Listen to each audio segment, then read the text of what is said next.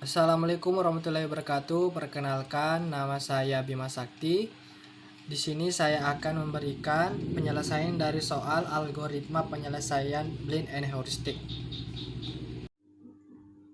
Ya, teman-teman, jadi di sini tugas pertama. Dari tugas ini kita disuruh menyelesaikan dari kota S sampai dengan kota Z. Di sini terdapat 6 kota. Kita disuruh mencari penyelesaian dari kota S ke kota Z. Kita harus lewat mana dengan jarak yang terdekat. Ya, di sini ada tugas kedua yaitu traveling salesperson problem. Nah, di sini ada 5 kota. Kita disuruh start dari kota A, mengunjungi setiap kota dan kembali ke kota A dengan catatan kita mencari jarak yang terdekat. Nah, dari tugas 1 dan tugas 2, kita disuruh menyelesaikan beberapa kasus dengan metode yang pertama BFS, kemudian Hill Climbing, selanjutnya Branch and Bound, dan yang terakhir Dynamic Programming. Ya, langsung saja kita menuju ke penyelesaiannya. Ya, di sini ada jawaban dari tugas 1 ya. Di sini kita mulai dari BFS-nya. Nah, BFS-nya itu kita mulai dari S. Kita mencari goal sampai ke Z.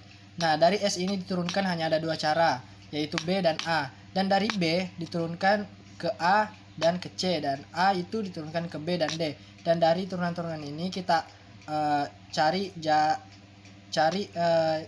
hingga menuju ke kota Z. Nah, dari jalur-jalur ini kita cari yang mana yang paling terdekat. Nah, saya sudah membuat di sini beberapa jalurnya. Di sini ada 8 cara. Nah, dari 8 cara ini kita cari yang paling kecil jaraknya, yaitu 10, yaitu melalui S, B, A, D, C, Z. Di sini S, B, A, D, C, Z jika dijumlahkan jaraknya, di situ paling terkecil yaitu 10. Ya, di sini ada metode yang kedua yaitu hill climbing. Nah, di sini hampir sama dengan tree tadi, tapi di sini dalam bentuk blok. Nah, dimulai dari S, kita mencari Z. Dan di sini melalui beberapa cara. Yang pertama itu S itu hanya 2 cara, yaitu B dan A. Dan dari B ke A dan C, dan A ini ke D, D ke C dan Z, dan dari C dan Z kita pilih yaitu C ke Z. Jadi jarak ini adalah jarak yang terdekat. Di sini ada metode ketiga yaitu branch and bound.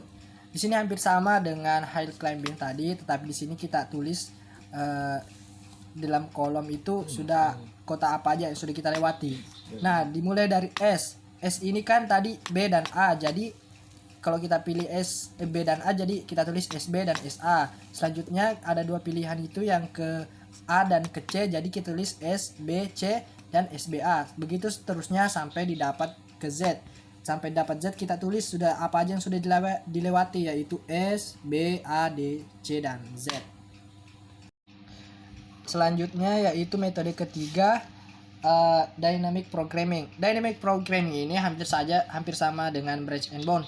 Cuma yang membedakannya adalah contohnya seperti ini. Dari S ke SB dan SA. Jika kita tidak memilih SA, maka SA ini kita coret. Nah, selanjutnya jika kita kan di sini pilihannya 2, SBC dan SBA. Jika kita memilih SBA, maka SBC ini kita coret.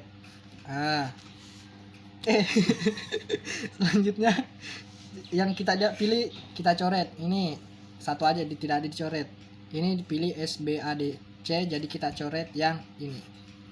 Nah, dapatkan yang ini. Ini disebut dynamic programming.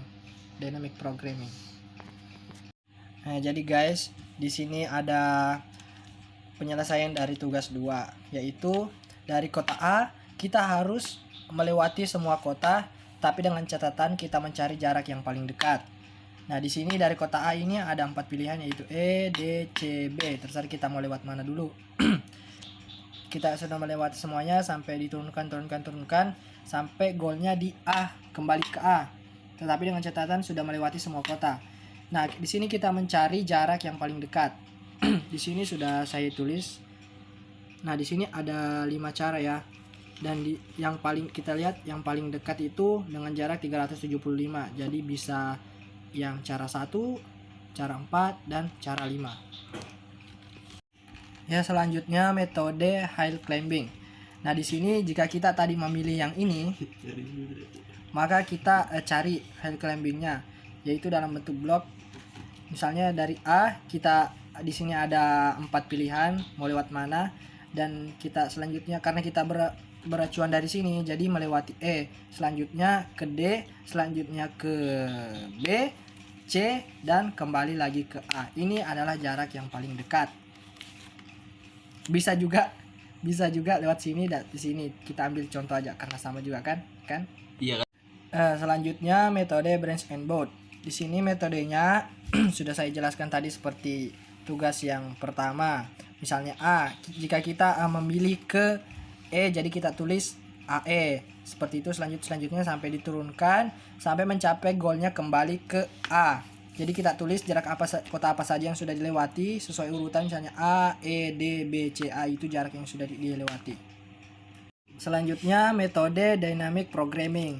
Nah, metode dynamic programming itu hampir sama dengan branch and bound, tetapi di sini jalur yang tidak kita pilih kita coret. Misalnya kita pilih A, dari sini kan ada 4 pilihan. Jika kita milih AE, ini kita coret. Ya, seperti itu.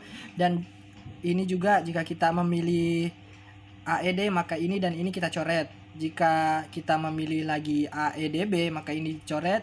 Lalu ini cuma satu, jadi tidak ada yang dicoret hingga mencapai goalnya itu kembali ke A. Seperti itu. Itu dynamic programming. Tapi tidak saya coret di sini ya, kotor nanti. Ya, itu tadi penjelasan dari saya.